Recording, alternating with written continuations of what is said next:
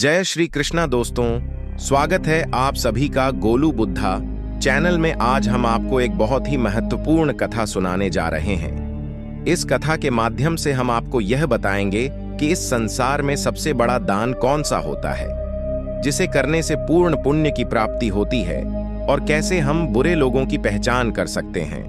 दोस्तों, इस कथा के माध्यम से आप जानेंगे कि बुरे लोगों की पहचान कैसे की जा सकती है।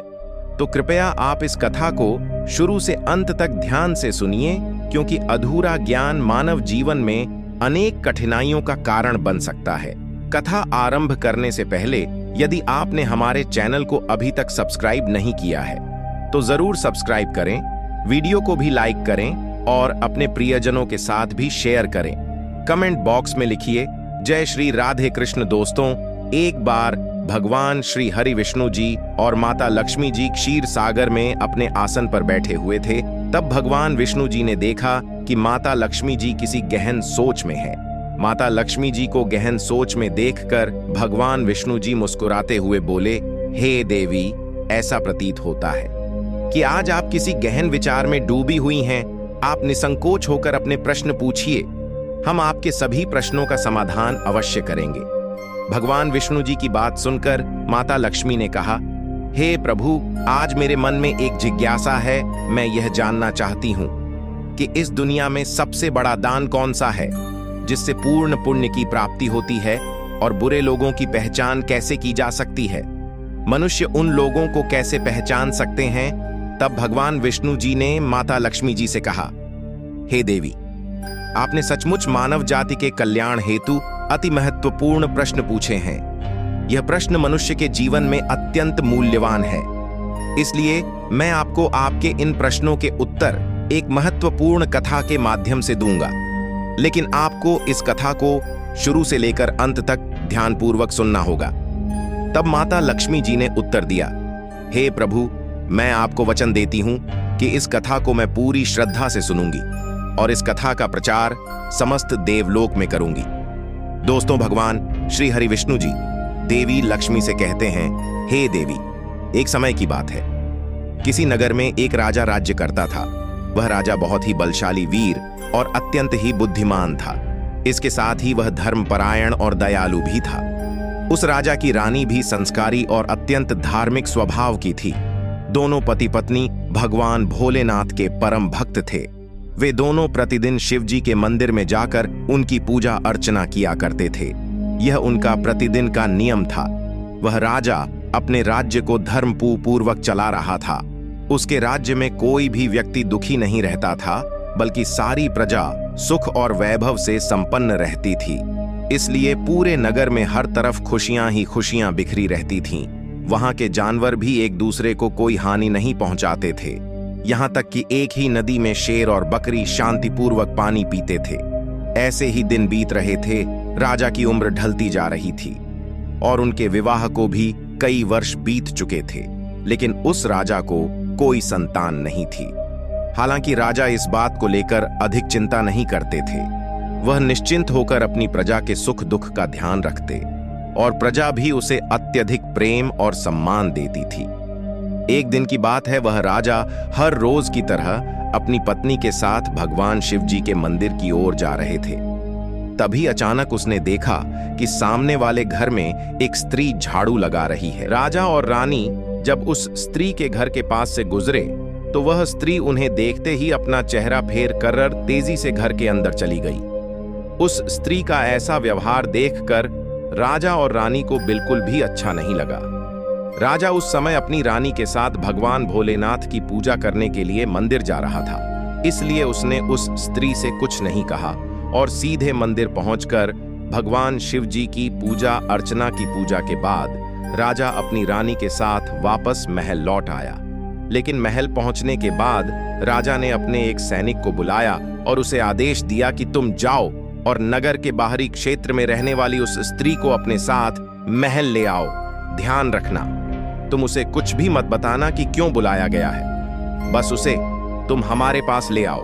भगवान विष्णु जी कथा सुनाते हुए आगे कहते हैं, हे देवी, राजा का आदेश पाते ही वह सैनिक तुरंत ही उस महिला के घर पहुंचता है।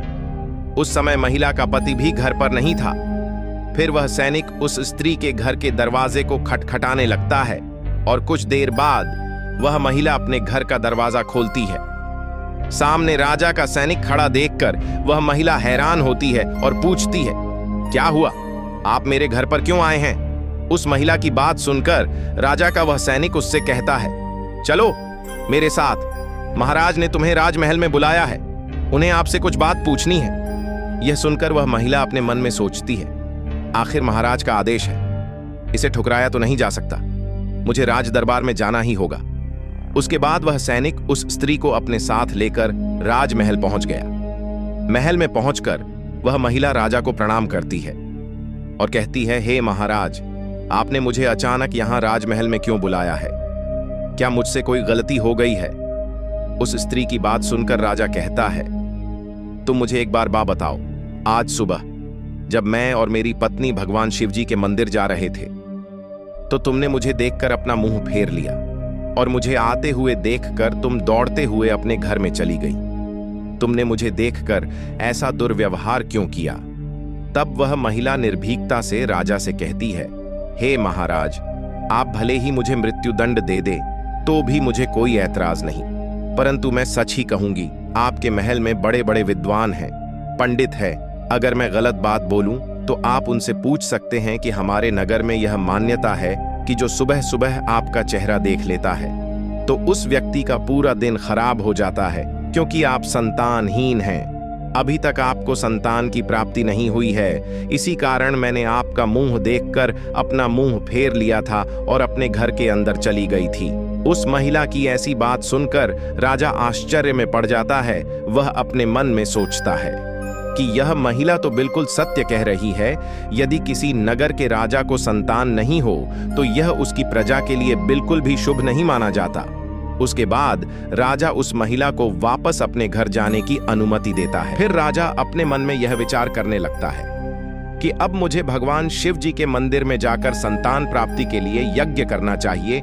ऐसा सोचकर वह राजा अपने कक्ष में लौटकर रानी से कहता है, हे प्रिय, हमारे नगर के लोग हमारे चेहरे को देखना भी पसंद नहीं करते हैं, क्योंकि हमारे पास अभी तक कोई संतान नहीं है। इसलिए हमें भगवान शिव जी के मंदिर में जाकर संतान प्राप्ति का यज्ञ करना चाहिए।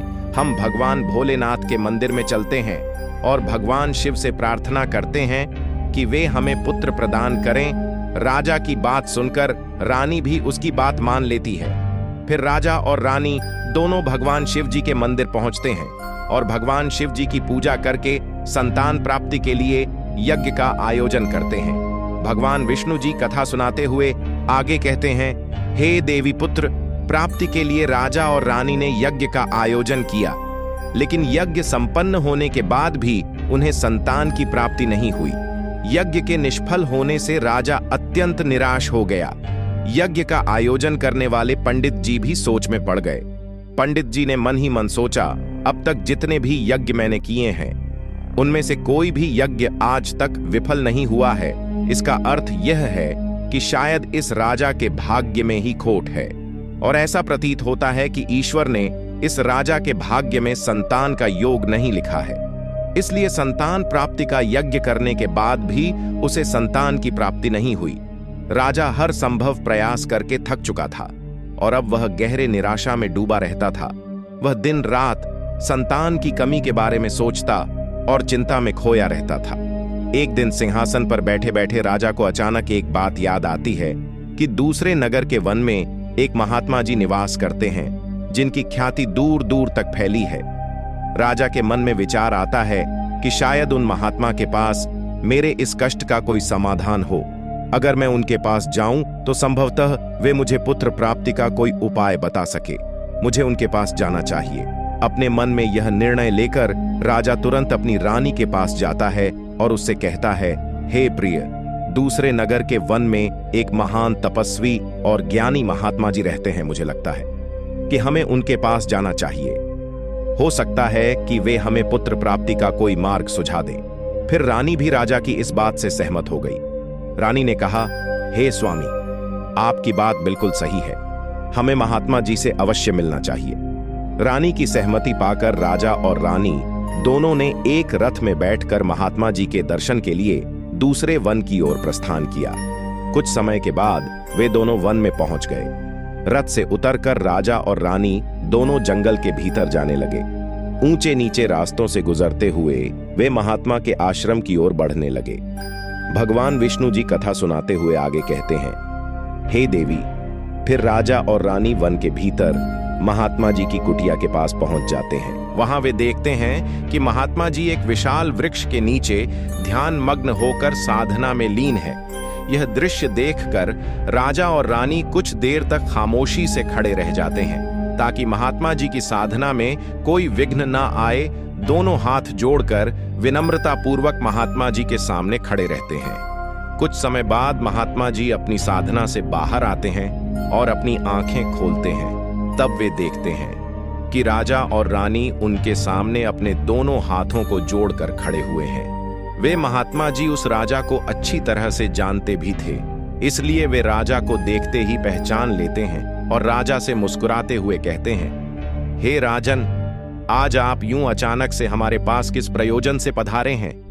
तब राजा ने नम्रता से महात्मा जी को प्रणाम किया और अपनी व्यथा महात्मा जी को कह सुनाई। उसने बताया कि कैसे उन्होंने पुत्र प्राप्ति के लिए यज्ञ किया, परंतु सभी व्यर्थ गए। यह सब सुनने के बाद महात्मा जी कुछ क्षणों के लिए मौन हो गए और अपनी आंखें बंद कर ली। वे ध्यात होकर राजा के जीवन की घटनाओं का आंतरिक दृष्टि से अवलोकन करने लगे। कुछ समय बाद महात्मा जी ने अपनी आंखें खोली और गंभीर स्वर में बोले, राजन, मैंने आपके जीवन का एक ऐसा सत्य देखा है जिसे सुनकर आपको कष्ट हो सकता है। आपके पिछले जन्म में किए गए एक पाप का फल इस जन्म में आपके भांपर भारी पड़ा है। आपने पिछले जन्म में एक ऐसा घोर पाप किया था जिसके परिणाम स्वरूप इस जीवन में आपके भाग्य में संतान प्राप्ति का योग नहीं है। इसी कारण से आपके सभी प्रयास निष्फल हो रहे हैं।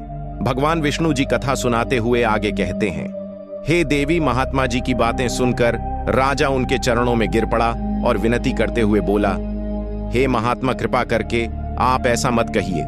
आप ही हमारे दुख को हरने का कोई उपाय सुझाए। राजा की यह व्याकुलता देखकर महात्मा जी ने उसे सहारा देकर अपने चरणों से उठाया और बोले, हे राजन, इतनी अधीरता आपको बिल्कुल भी शोभा नहीं देती। मैं अभी आपको आपके इस कष्ट का निवारण करने का उपाय बताता हूं, जिसे करने के बाद आपको अवश्य ही पुत्र की प्राप्ति होगी। इतना कहकर वे महात्मा जी अपनी कुटिया के भीतर जाते हैं और थोड़ी देर के बाद हाथ में एक कटोरी में खीर लेकर बाहर आ जाते हैं। उन्होंने वह खीर राजा को देते हुए कहा, राजन, महल पहुंचकर आप और रानी साहिबा दोनों ही स्नानादि के बाद इस खीर को प्रसाद के रूप में ग्रहण करें। ऐसा करने से आपको निश्चित ही पुत्र की प्राप्ति होगी। परंतु राजन, आप मेरी एक बात याद रखना, इस पुत्र की आयु मात्र 20 वर्ष की ही होगी। जिस दिन आपके पुत्र की आयु 20 वर्ष की होगी, उसी दिन उसकी मृत्यु हो जाएगी। महात्मा जी की इस बात को सुन राजा गहरी सोच में डूब गया। वह अपने मन में सोचने लगा, चलो 20 वर्ष के लिए ही सही, परंतु इस संतानहीनता का कलंक तो मिट जाएगा, हमें संतान का सुख तो मिलेगा। राजा ने मन ही मन इस बात को स्वीकार कर लिया और महात्मा जी से निवेदन किया, हे महात्मा, आपका आशीर्वाद और मार्गदर्शन स्वीकार है। कृपा करके हमें यह अवसर दे। महात्मा जी ने मुस्कुराते हुए राजा को आशीर्वाद दिया। राजा और रानी ने महात्मा जी को प्रणाम किया, उनकी चरण वंदना की और विनम्रता पूर्वक आभार व्यक्त किया। इसके बाद राजा और रानी अपने रथ में बैठकर महल की ओर लौट चले। इसके बाद महल पहुंचकर राजा और रानी स्नान आदि कर भगवान भोलेनाथ जी का प्रसाद मानते हुए श्रद्धा से उस खीर को ग्रहण करते हैं। उसके कुछ ही दिनों बाद रानी गर्भवती हो जाती है, जिससे रानी बहुत ही प्रसन्न हो जाती है। जब राजा ने यह शुभ समाचार सुना तो वह भी खुशी से झूम उठा। संतान प्राप्ति का यह सुखद समाचार सुनने के बाद राजा ने महात्मा जी के प्रति अपनी कृतज्ञता प्रकट करने का निश्चय किया। राजा अपने रथ में ढेर सारे फल फूल वस्त्र और अन्य भेंट सामग्रियां रखकर वन में महात्मा जी की कुटिया की ओर चल पड़ा। कुटिया के निकट पहुंचकर राजा ने अपने रथ को रोक दिया और विनम्र भाव से नीचे उतरकर महात्मा जी के पास पहुंचा। महात्मा जी ध्यान मग्न बैठे थे। राजा ने उनके पास जाकर सभी वस्त्र फल फूल उन्हें समर्पित किए और गहरे आदर के साथ प्रणाम करते हुए कहा, हे महात्मा, आपकी ही कृपा से हमें संतान प्राप्ति का सुख प्राप्त होने जा रहा है, इसलिए आप मेरी यह तुच्छ सी भेंट कृपा कर स्वीकार करें। महात्मा जी राजा की विनम्रता और कृतज्ञता से अत्यंत प्रसन्न हुए। उन्होंने राजा की भेंट को स्वीकार कर उसे आशीर्वाद दिया और कहा, राजन, तुम्हारी भक्ति और संकल्प ने ही तुम्हारे जीवन को फलवर्ष है, वह अनमोल है। जाओ, तुम्हारी संतान गुणवान और धर्मनिष्ठ हो। उसके बाद राजा ने महात्मा जी का आशीर्वाद पाकर उनसे विदा ली और अपने रथ में बैठकर वापस अपने महल की ओर प्रस्थान करते हैं। महल लौटकर राजा बहुत ही खुशियां मनाता है।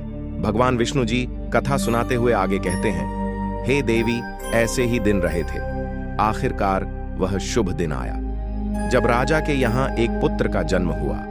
पुत्र के जन्म से जैसे महल में खुशियों की बयार बहने लगी। राजा ने पुत्र प्राप्ति की खुशी में पूरे नगर में उत्सव का आयोजन किया। महल को फूलों और रंग बिरंगी संगीत अपने पिता के ही गुणों का प्रतीक बनते हुए बड़ा होने लगा। वह अपने पिता की तरह ही धर्मनिष्ठ, आत्मानुभूतिमत्ता, शौर्य और भक्ति के गुण प्रकट होने लगे, जिससे राजा का हृदय गर्व से भर उठता। शौर्यवीर के गुणों और आचरण को देखकर सभी आश्वस्त थे कि वह एक दिन अपने पिता की तरह महान राजा बनेगा। जैसे जैसे समय बीता, राजा का हृदय गर्व और खुश से भरता गया। संतान सुख की प्राप्ति ने उसकी सभी चिंताओं को मानो हर लिया था और वह अपने पुत्र में संपूर्ण संसार का आनंद खोजने लगा। वह राजा पुत्र के प्रति अपने स्नेह में इतना डूब गया कि वह यह महत्वपूर्ण बात भी भूल बैठा कि उसके पुत्र की आयु मात्र 20 वर्ष तक की है। भगवान विष्णु जी कथा सुनाते हुए आगे कहते हैं, हे देवी, फिर एक दिन जब उस राजा को यह बात याद आती है कि उसके पुत्र वर की आयु मात्र 20 वर्ष की ही है, इसलिए जब राजा के पुत्र शौर्यवीर की आयु 15 वर्ष हो जाती है, तब वह राजा दिन रात पुत्र के भविष्य को लेकर व्याकुल रहने लगा। इस बीच एक अन्य नगर में एक महापराक्रमी राजा का राज्य था। उस राजा की एकमात्र पुत्री थी जो अपनी सुंदरता और दयालुता के लिए प्रसिद्ध थी। वह देखने में ऐसी लगती थी मानो स्वर्ग की अप्सरा स्वयं धरती पर उतर आई हो। वह बहुत ही दानी स्वभाव की थी, क्योंकि उसने अपने माता पिता से धर्म और संस्कारों की शिक्षा ली थी, इसलिए उसका हृदय करुणा और उदारता से भरा हुआ था। वह प्रतिदिन सुबह उठकर पक्षियों को दाना डालती और अपने द्वार पर आने वाले साधु संतों भिक्षुओं को सदा ही आदर से भोजन कराती थी। कोई भी भूखा उसके द्वार से खाली हाथ नहीं लौटता था। ऐसे ही दिन बीत रहे थे। उस राजा की पुत्री भी अपने गुणों के साथ बड़ी हो रही थी। एक दिन जब शौर्यवीर के पिता को यह बात पता चली कि दूसरे नगर में एक धीर वर और पराक्रमी राजा राज्य करता है, जिसकी पुत्री गुणों की खान है, साथ ही वह अत्यंत सुंदर भी है, तो राजा ने अपने मन में सोचा कि ऐसी धर्मात्मा और तेजस्वी कन्या के साथ अपने पुत्र शौर्यवीर का विवाह करना उचित रहेगा। मुझे इसी प्रकार की कन्या की तलाश थी जिसके साथ मैं अपने पुत्र का विवाह कर सकूं और हमारी वंश परंपरा को बनाए रख सकूं। इस विचार के साथ ही राजा ने अपने मन में निर्णय किया कि वह उस राजा से प्रस्ताव रखेगा जिससे वह अपने पुत्र शौर्यवीर का विवाह उस सुंदर और धार्मिक कन्या के साथ कर सके। भगवान विष्णु जी माता लक्ष्मी से कहते हैं, हे देवी, फिर शौर्यवर के पिता ने अपने पुत्र के विवाह का प्रस्ताव संदेशवाहक के माध्यम से दूसरे नगर के राजा तक पहुंचाया। जब दूसरे नगर के राजा ने यह प्रस्ताव सुना तो उसने अपने मन में विचार किया कि चलो, अब मुझे अपनी पुत्री का विवाह कर देना चाहिए, और मैंने सुना है कि इस राजा के पुत्र की आयु मात्र 20 वर्ष ही है। इस राजा का पुत्र बहुत ही योग्य, पराक्रमी और धर्मपरायण है। भले ही उसकी आयु का भविष्य अनिश्चित हो, इसलिए अगर उसके यहाँ कोई पुत्र पैदा हो गया तो उसका वंश आगे बढ़ता रहेगा, जिससे पुत्री भी अपनी संतान के साथ सुखी रहेगी। इन विचारों को मन में संजोए हुए उस राजा ने शौर्यवीर के विवाह प्रस्ताव को सहर्ष स्वीकार कर लिया। फिर कुछ ही दिनों के भीतर शुभ मुहूर्त में शौर्यवीर का उस राजकुमारी के साथ विवाह हो गया। वह राजकुमारी न केवल सुंदर थी बल्कि बहुत ही दयालु स्वभाव की थी। उसने अपने बचपन से ही यह नियम अपनाया था कि जब तक वह किसी भूखे या असहाय प्राणी को भोजन नहीं करवाती तब तक वह स्वयं भोजन ग्रहण नहीं करती। उसके माता पिता ने उसे सेवा और दान की भावना सिखाई थी और उसने उसे अपने जीवन का अटूट हिस्सा बना लिया था। विवाह के पश्चात राजकुमारी का यह नियम उसके ससुराल में भी जारी रहा।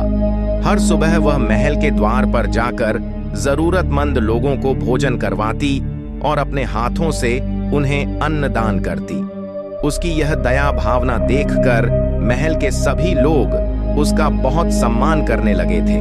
धीरे धीरे ऐसे ही समय गुजर रहा था और हर गुजरते दिन के साथ शौर्यवीर की उम्र भी बढ़ रही थी। राजा और रानी इस बात को लेकर मन ही मन चिंतित रहते कि उनका पुत्र अब अपने जीवन के अंतिम समय की ओर बढ़ रहा है। उन्हें महात्मा की वह भविष्यवाणी हमेशा याद रहती कि शौर्यवीर की आयु केवल 20 वर्ष ही होगी। इस दुखद सत्य को केवल राजा और रानी ही जानते थे। उन्होंने यह बात किसी और को नहीं बताई थी ताकि महल में कोई चिंता का माहौल न बने। जैसे जैसे शौर्यवीर की आयु 20 वर्ष की ओर बढ़ती जा रही थी, राजा और रानी के दिल की धड़कनें तेज हो जाती। अपने पुत्र के प्रति उनका प्रेम और मोह इतना अधिक था कि वे चाहकर भी इस चिंता से मुक्त नहीं हो पाते थे। भगवान विष्णु जी कथा सुनाते हुए आगे कहते हैं, हे देवी, फिर वह दिन भी आ जाता है जब शौर्यवीर के जीवन के मात्र 3 दिन शेष रह जाते हैं। राजा और रानी का दिल भारी हो जाता है। राजा बार बार अपने मन में सोचने लगा कि अब मैं क्या करूं? मेरा पुत्र 3 दिन बाद मुझसे हमेशा के लिए दूर हो जाएगा। क्या कोई ऐसा उपाय नहीं है जिससे मैं उसे बचा सकूं? रानी भी इस दुख से भरी थी और हर पल अपने पुत्र के जीवन की कल्पना करती रहती। इसलिए उनके पुत्र मोह ने उन्हें बीमार और कमजोर बना दिया था। दोनों इतने दुखी थे कि अब उन्होंने भोजन करना भी छोड़ दिया था, परंतु अपनी पीड़ा को उन्होंने किसी के सामने प्रकट नहीं किया। वे नहीं चाहते थे कि महल के लोग उनके पुत्र की मृत्यु की बात सुनकर दुखी हों और चिंता में पड़ जाए। फिर वह आखिरी दिन भी आ पहुंचा, जिस दिन शौर्यवीर की आयु पूरी होनी थी, उसकी मृत्यु होनी थी। फिर उस दिन जैसे ही सुबह हुई, राजा और रानी अपनी चिंता और दुख से व्याकुल होकर भगवान भोलेनाथ के मंदिर में बैठकर उनकी पूजा अर्चना में लग गए। वे दोनों भगवान भोलेनाथ से प्रार्थना करते हुए कहने लगे, हे प्रभु, आप कृपा करके हमें पुत्र की मृत्यु होने के दुख को सहन करने की शक्ति दीजिए। हम जानते हैं कि जो भी किसी के भाग्य में लिखा होता है उसे कोई बदल नहीं सकता, वह होकर ही रहता है, परंतु हमारे लिए यह समय बहुत ही कठिन है। उधर राजकुमार शौर्यवीर की पत्नी अपने दैनिक धर्म कर्म के कामों में लगी हुई थी। हर दिन की तरह वह भूखे गरीबों और निर्धनों को भोजन करा रही थी, पक्षियों को दाना डल रही थी और जरूरतमंदों की सहायता में लगी थी। उसे अपने पति की आयु के बारे में कुछ भी पता नहीं था, इसलिए वह निश्चिंत होकर अपने कार्यों में मग्न थी। इसी बीच यमलोक में धर्मराज जी ने देखा कि आज राजकुमार शौर्यवीर की मृत्यु का दिन है, तो उन्होंने तुरंत ही अपने 2 प्रमुख दूतों को बुलाया और उन्हें आदेश दिया, जाओ और अब से कुछ समय बाद राजकुमार शौर्यवीर के प्राण उसके शरीर से निकालकर अपने साथ यमलोक ले आओ, परंतु ध्यान रहे कि उसकी मृत्यु एक विशेष कारण से होनी है। उसकी मृत्यु एक सांड द्वारा उसे पीछे से ठोकर मारने से ही होगी। जब वह सांड राजकुमार शौर्यवीर को पीछे से ठोकर मारेगा, तभी उसके प्राण हमारे पास आ सकेंगे। इसके लिए तुम दोनों एक सांड के पास जाकर उसे राजकुमार शौर्यवीर की मृत्यु के लिए प्रेरित करो। धर्मराज के आदेशानुसार वे दोनों दूत यमलोक से धरती पर जाने के लिए तत्पर हो गए। भगवान विष्णु जी माता लक्ष्मी से कहते हैं, हे देवी, वे दोनों यमदूत राजकुमार शौर्यवीर के प्राण लेने के लिए आकाश मार्ग से होते हुए पृथ्वी लोक पहुंच जाते हैं। दूसरी ओर धर्मराज की माया के प्रभाव से एक सांड ने अपने मन में सोचा कि आज मुझे राजमहल के सुंदर बगीचे में प्रवेश करना चाहिए और वहां घूमना चाहिए। मुझे देखना चाहिए कि राजमहल का बगीचा कैसा है। फिर बिना किसी रुकावट के वह सांड धीरे धीरे चलते हुए महल के बगीचे में जा पहुंचा। संयोग से यह वही बगीचा था जहां राजकुमार शौर्यवीर प्रतिदिन टहलने के लिए आते थे। धर्मराज की माया से प्रेरित वह सांड जैसे ही बगीचे में प्रवेश करता है तो वहां जाकर वह घास चरने और इधर उधर घूमने लगता है। उसी समय धर्मराज जी के 2 दूत राजमहल के बगीचे के द्वार के पास खड़े हो गए। वे दोनों बगीचे के भीतर की गतिविधियों पर नजर बनाए रखते हैं। कुछ समय बाद राजकुमार शौर्यवीर उस बगीचे में टहलने के लिए आता है। राजकुमार शौर्यवीर को सांड के वहां होने का एहसास नहीं था और वह अपने विचारों में खोए हुए बगीचे में टहलने लगता है, तब वे दोनों यमदूत अपने मन में सोचते हैं, अब बस थोड़ी ही देर में राजकुमार शौर्यवीर की आयु समाप्त होने का समय निकट आ जाएगा। हमें इंतजार है उस पल का जब यह सांड राजकुमार को ठोकर मारेगा, तब हम उसके प्राण लेकर यमलोक लौट जाएंगे। जब वे दोनों दूत यह विचार कर रहे थे कि तभी क्या होता है कि एक अन्य नगर में एक निर्धन ब्राह्मण रहता था। उस ब्राह्मण की एक पुत्री थी जिसका समय रहते उसने विवाह कर दिया था, लेकिन दुर्भाग्य से उसकी बेटी का पति एक दुष्ट प्रवृत्ति का व्यक्ति था जो बहुत ही मदिरापान करता था, जुआ खेलता था और पराई स्त्रियों के साथ संबंध बनाता था। यही नहीं, वह अपनी पत्नी को नशे में होकर अक्सर मारता पीटता था और उसे घर से निकालना चाहता था। उसकी इस आदत के कारण गरीब ब्राह्मण की बेटी बहुत ही दुखी और पीड़ित रहने लगी थी। लेकिन वह गरीब ब्राह्मण की बेटी जब अपने पति के साथ कुछ समय तक रही, तब एक दिन वह गर्भवती हो जाती है। इसलिए एक दिन उसने अपने पति की मारपीट से तंग आकर उसे छोड़कर वह अपने पिता के घर अपने मायके में आ जाती है। वह आंसुओं से भरी आंखों के साथ अपने पिता से कहती है, पिताजी, आज के बाद मैं अपने पति के साथ नहीं रह सकती, क्योंकि वह मुझे रोज मारता पीटता है और बुरी तरह से अपमानित करता है, और मैं उसके इस व्यवहार से तंग आकर उसको छोड़कर मायके चली आई हूं। मुझे क्षमा कर दीजिए, पर अब मैं अपने मायके में ही रहना चाहती हूं। उसका पिता अब बहुत ही वृद्ध हो चुका था और अब उसकी कमाई का कोई ठोस साधन नहीं था, जिसके कारण उसे प्रतिदिन नगर के विभिन्न घरों में जाकर भिक्षा मांगनी पड़ती थी, ताकि वह किसी प्रकार अपने और अपने परिवार का पेट भर सके। भगवान विष्णु जी कथा सुनाते हुए आगे कहते हैं, हे देवी। इधर वह वृद्ध ब्राह्मण राजमहल के द्वार पर पहुंच जाता है। जब राजकुमार की पत्नी ने उसे देखा तो उसके मन में उस वृद्ध ब्राह्मण के प्रति दया उमड़ आई। उसके बाद वह वृद्ध ब्राह्मण उस राजकुमार की पत्नी की तरफ देखकर विनम्रता से उससे कहता है, हे पुत्री, यदि मुझे इसमें से कुछ भोजन मिल जाए तो तुम्हारा बड़ा ही उपकार होगा। राजकुमार की पत्नी को उस ब्राह्मण की बात सुनकर उस पर बहुत दया आई। उसने सोचा, यह तो कोई गरीब ब्राह्मण है जो भूखा है और मुझसे कुछ भोजन मांग रहा है। यह सोचकर राजकुमारी की पत्नी उसे भोजन देने के लिए तैयार हो गई। लेकिन अचानक वह अपने मन में सोचने लगती है कि यह भोजन तो मैंने अपने पति के लिए बनाया है। अगर मैं इसे यह भोजन दे दूंगी तो मेरे पति क्या खाएंगे? लेकिन अगले ही पल उसने सोचा, मेरे पति तो अब भी बगीचे में घूमने के लिए गए हुए हैं। तब तक मैं यह भोजन इस गरीब ब्राह्मण को दे देती हूँ, और जब मेरे पति वापस आएंगे तो मैं उनके लिए नया भोजन बना दूंगी। यह भूखे ब्राह्मण की सहायता करना अधिक आवश्यक है।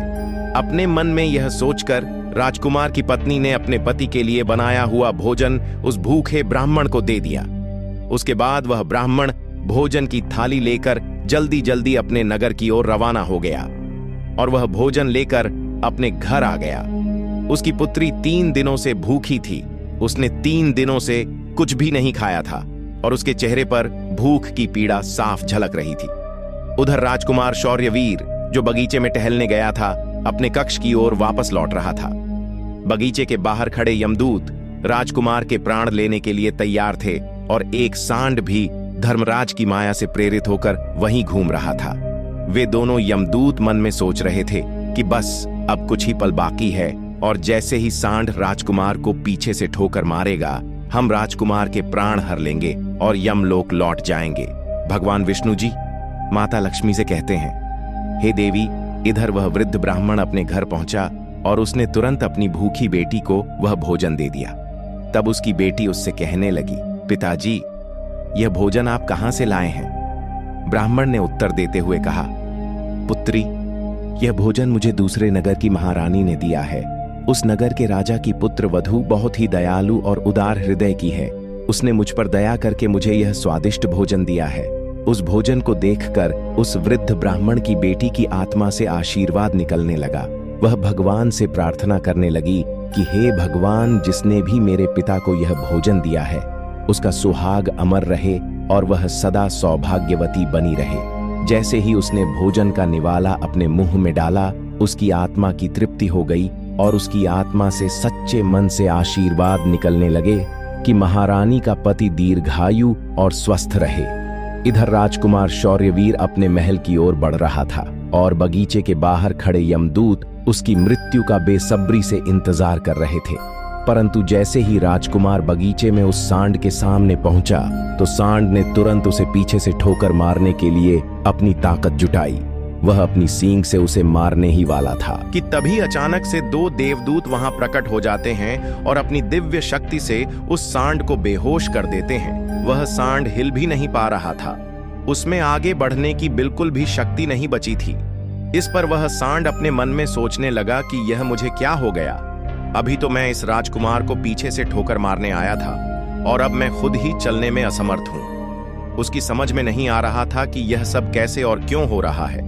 भगवान विष्णु जी माता लक्ष्मी से कहते हैं, हे देवी, यह सब उस ब्राह्मण की भूखी बेटी के आशीर्वाद का प्रभाव था जो उसने भोजन करते समय दिया था। उस आशीर्वाद की शक्ति के कारण ही वे देवदूत वहां आकर खड़े हो गए थे।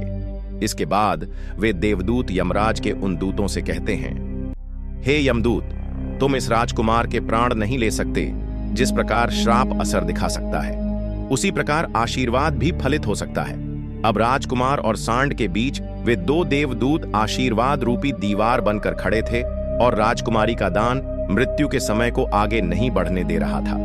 फिर वे यमदूत उन देवदूतों से कहते हैं, हे देवदूत, तो तुम सभी यहां से लौट जाओ और हमें हमारा काम करने दो, क्योंकि हमारा उद्देश्य है इस राजकुमार के प्राण लेकर यमलोक लौट जाना। तब देवदूतों ने दृढ़ता से उत्तर दिया, नहीं यमदूतों, ऐसा कभी नहीं हो सकता। हमारे रहते यह असंभव है, क्योंकि हमें स्वयं भगवान शिव जी ने यहां भेजा है। दोनों पक्षों के बीच बहस छेड़ गई और फिर यह बहस धीरे धीरे एक युद्ध में बदल गई। देवदूतों की अद्वितीय शक्ति के सामने यमदूत असहाय हो गए और हार मानकर वापस यमलोक लौट गए। यमलोक में पहुंचकर यमदूतों ने यमराज जी से कहा, हे महाराज, हम उस राजकुमार के प्राण नहीं ले पाए। तब यमराज जी अपने उन दूतों से कहते हैं, यह कैसी विडंबना है, तुम लोग खाली हाथ क्यों वापस लौट आए? यमराज जी की बात सुनकर यमदूत यमराज जी से कहते हैं, हे महाराज, हम उस राजकुमार के प्राणों को लेने के लिए गए थे, लेकिन अचानक से पता नहीं दो देवदूत हमारे सामने आकर खड़े हो गए और उन दोनों के सामने हमारी कोई भी शक्ति काम नहीं कर पाई। यमराज ये सुनकर सोच में पड़ गए और बोले, ऐसी कौन सी बड़ी शक्ति है जो उस राजकुमार की मृत्यु के मार्ग में बाधा बन रही है? फिर वे यमदूत यमराज जी से कहते हैं, हे महाराज, एक तो उसके दान की शक्ति और आशीर्वाद की शक्ति, जिसने देवदूतों को और भी शक्तिशाली बना दिया है।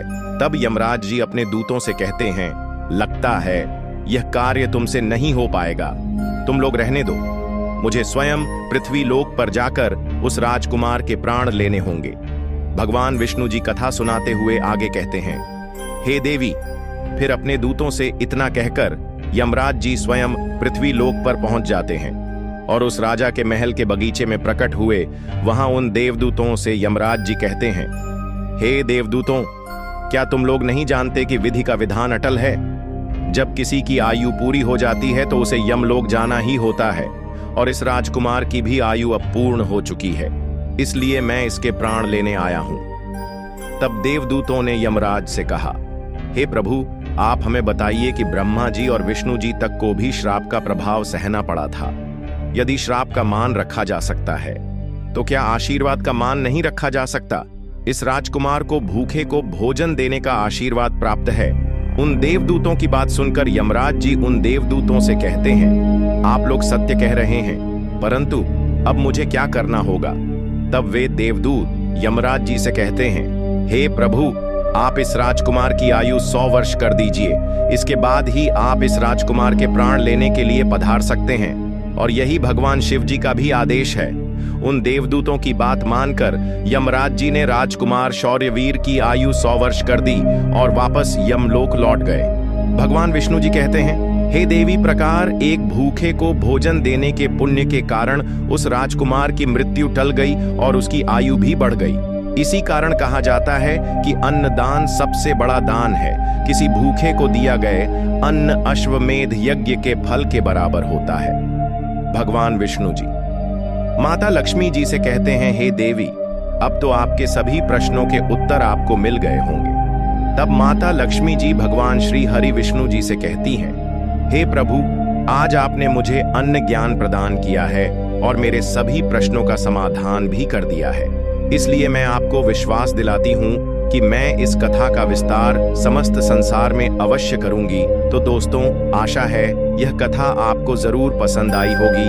अगर आपको यह कथा अच्छी लगी हो तो वीडियो को लाइक और चैनल को सब्सक्राइब अवश्य करें। इस वीडियो को अपने दोस्तों के साथ भी शेयर करें। कमेंट बॉक्स में लिखिए जय श्री राधे कृष्ण कृष्ण। तो मिलते हैं अगले वीडियो में। तब तक के लिए आप अपना ख्याल रखिए। धन्यवाद। जय श्री कृष्णा। राधे राधे।